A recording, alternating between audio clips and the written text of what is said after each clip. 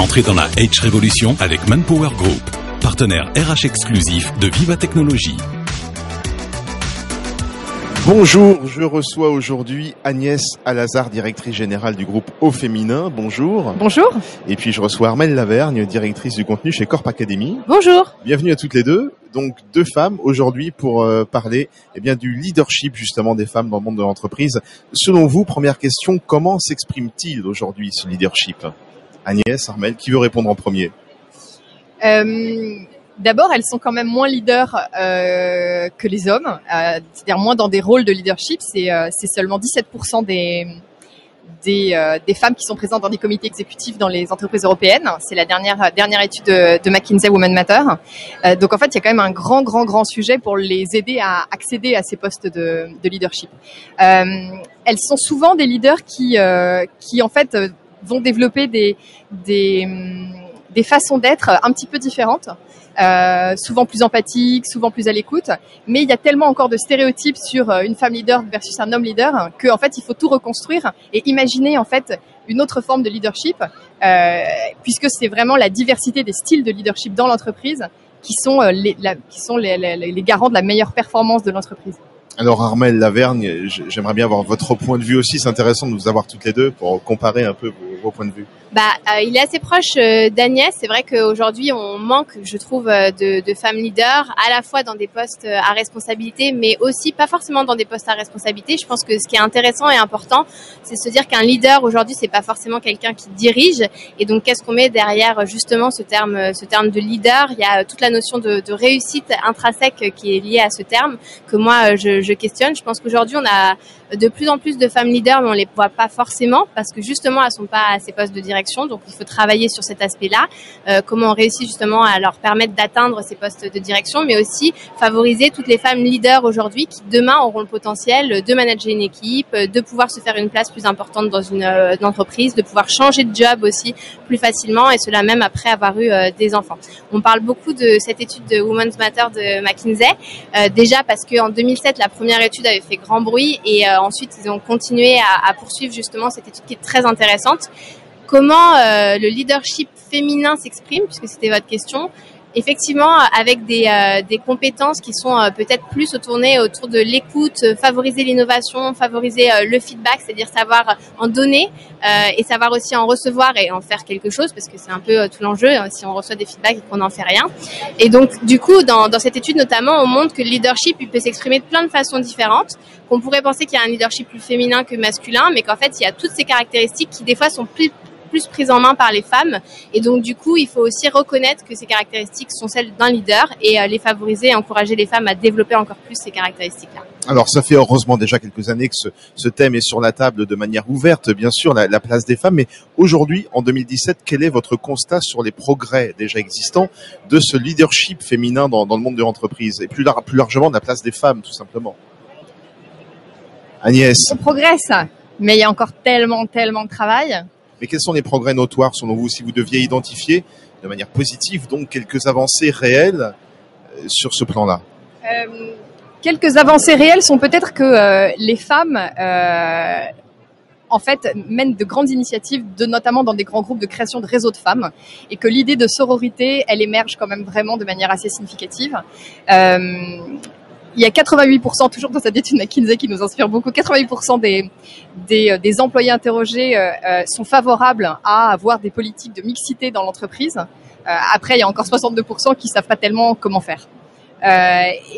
Donc, il y a des progrès évidemment qui sont faits, mais il y a encore des écarts très importants, et notamment dans la confiance. C'est-à-dire qu'il y a quand même les femmes comme les hommes veulent accéder à des postes à responsabilité, mais il y a quand même 25% des femmes qui pensent qu'elles n'y arriveront pas, peut-être même avant déjà d'avoir essayé. Donc finalement, être un leader, c'est pas que être un manager, c'est être un leader, c'est aussi, et c'est pour ça que la formation qu'on a construite ensemble avec Corp Academy, elle s'adresse à toutes les femmes et aux hommes également. C'est surtout être acteur de sa vie, c'est décider de la vie qu'on veut avoir et du coup de se donner les moyens. Et évidemment, toutes les politiques, toutes les initiatives qui sont prises sont bonnes. Il faut beaucoup de persistance. On voit pas des résultats tout de suite, on voit pas de résultats tangibles immédiatement. Il faut beaucoup de persistance. Évidemment, l'implication d'un CEO, et c'est le cas beaucoup, mais en fait, on voit aussi que la mixité n'est pas à l'agenda stratégique de beaucoup d'entreprises encore. On parlait tout à l'heure pendant la table ronde je vais pas m'acharner sur le groupe ainsi, mais de la liste des décideurs qui était énorme, parce que cette photo m'a vraiment énormément marqué, de cette photo où on voit 12 personnes qui sont les 12 décideurs de Vinci, et ce sont 12 hommes. Et c'est vrai que donc voilà, ça montre qu'il y a évidemment des avancées. Et je pense que parmi les jeunes générations, il y a en fait une prise de conscience du sujet et une vraie volonté de ne pas renoncer. Et c'est assez positif parce que je pense vraiment que c'est aussi parce que les nouvelles générations en fait vont avoir une approche différente qui va vouloir justement mettre à bas tous les stéréotypes, construire des rôles modèles et vraiment faire avancer les choses parce qu'elles auront envie de le vivre tout simplement. Que les choses iront peut-être plus vite pour les générations d'après. Alors, est-ce qu'on peut dire juste un mot de votre projet mutuel entre Corp Academy et Au Féminin, parce que ça a l'air intéressant. Carrément. Alors, ce projet, il est né. Alors, l'idée de départ, déjà, on s'est rencontrés il y a un peu plus de 2 ans. Il se trouve que nos locaux déjà étaient très proches l'un des autres, donc c'était très simple d'aller à la rencontre d'Au Féminin. Moi déjà, je voulais traiter ce sujet parce que si je devais répondre à votre question, je trouve qu'il y a beaucoup de progrès qui peuvent être faits aujourd'hui, notamment avec Internet, les nouvelles technologies de communication. En termes de formation, on s'entend. Hein, en termes de formation et en termes aussi de leadership au féminin, les possibilités sont plus nombreuses. Et donc, c'était une possibilité parmi d'autres de mettre ce sujet au cœur en fait de nos stratégies respectives, à la fois pour Au Féminin en se lançant, je pense, Agnès, tu me dis si je me trompe, mais dans la formation en ligne sur un format très innovant parce que je pense que Corp Academy a une plateforme de formation qui est assez rupturiste sur le marché puisque c'est notre protocole pédagogique fait avec énormément de gamification, de pédagogie inversée. Vous commencez par des questions, vous montez en compétences assez rapidement. Si vous êtes bloqué, vous regardez la vidéo et c'est pas l'inverse. Donc c'est vous qui menez l'agenda de la formation, si je puis dire. Et donc du coup, c'était une envie déjà de traiter ce sujet parce qu'il nous semblait important. Il ressortait souvent dans les conversations qu'on avait avec nos clients et surtout on voulait toucher un très grand nombre de personnes. Or aujourd'hui la formation présentielle coûte assez cher et donc du coup c'était la volonté de pouvoir coupler des programmes blended, donc c'est à la fois une partie présentielle et une partie en ligne qui va toucher énormément de personnes dans l'entreprise, de personnes qui viennent d'y rentrer, qui sont assez jeunes, 22, 23 ans, à des personnes beaucoup plus mûres dans l'entreprise qui vont aussi bénéficier de ce programme au même titre. En intégrant la dimension féminine, j'imagine. Évidemment. C'est inclus dans le titre. De quelle manière, Agnès ?